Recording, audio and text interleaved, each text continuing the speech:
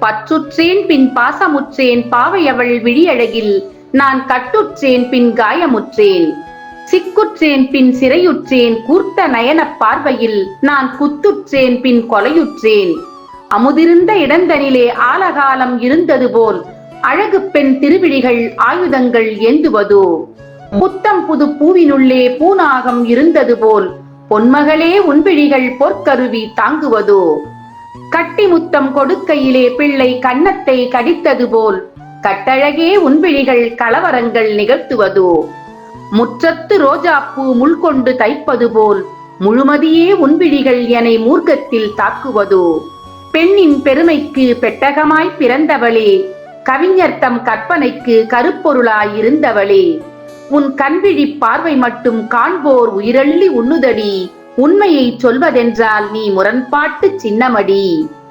திருக்குறள். பால் காமத்துப்பால். இயல் களவியல். அதிகாரம் 109. தகையணங்குறுத்தல். குறள் எண் 1084. கண்டார் உயிருண்ணும் தோற்றத்தால் பெண்டகை பேதைக்கு அமர்த்தன கண். பொருள். பெண்மைக்கே உரிய நற்குணங்களுடன் திகழ்கிற இந்த மங்கையின் கண்கள் மட்டும் உயிரை பறித்து உண்பது போல தோன்றுகின்றனவே, ஏன் இந்த மாறுபாடு?